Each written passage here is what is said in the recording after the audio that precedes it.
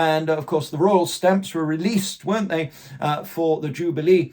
And it's marvellous. They're releasing next month the prostitute stamps, which is a 50p stamp, but if you lick it on the back, it's £2.70. They should be there to simply celebrate this country and bring in tourism. That is their job. That is what the Queen has done for the last 70 years. She's stayed out of stuff like this. Shame on Prince Charles and shame on those lefties. They're enough to make you heave. What a bunch of characters. This has happened time and time again when they decide who they want to be arrested and who not. Isn't it funny how they'll stand up for some Nigerian who's outstayed his welcome with a visa, but they won't stand up for me? Oh no, it's interesting, isn't it, who they choose to back. Stop pretending you're somehow on the breadline, Jeremy. And if you don't like it, sell your fucking farm and go back to London and drive your £200,000 Range Rover. You know, please, this is ridiculous. No, it's not. It's complete bollocks.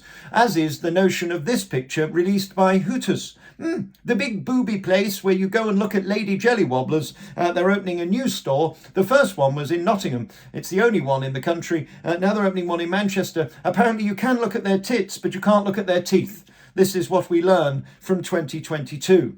Somebody once said to me, what's George Michael got in common with a Wellington boot? I said, I don't know. What has George Michael got in common with a Wellington boot? He said they both get sucked off in bogs. And I don't blame them. I don't blame any footballer who felt bullied into having a they didn't need to get a form to say they'd had it, so that they didn't have to risk ending up like so many who ended up in hospital because of that they won't acknowledge were to some people deadly or cause serious injury. And it was inevitable, and that's why weeks ago I said nobody will ever get on one of these planes and no one will end up with Mamalaka Boo Boo Day in the Masai Mara eating the warthog salad.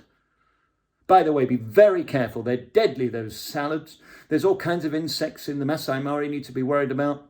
The most deadly insect, of course, is the hepatitis bee.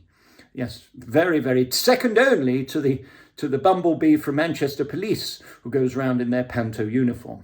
And at the same time, we know there's things they don't want us to talk about and don't want us to discuss. Boris putting great pressure on so many MPs to shut the fuck up. He doesn't want them questioning his narrative. Is this the world we want to live in? Free speech? My hairy white arse. You're on a slot machine in Las Vegas, the home of addiction, the home of alcoholism and druggies and everybody who's desperate trying to save their ass by gambling the last few pennies they've got, and you're wearing a mask to protect you from something that's now just a cold that gives you a leaky bottom. But my principle in this video is these officers pretended not to know who he was, which is bullshit, and not to know where he's going, which was bullshit. That leaves me cold. This is Great Britain. It's not so great, is it?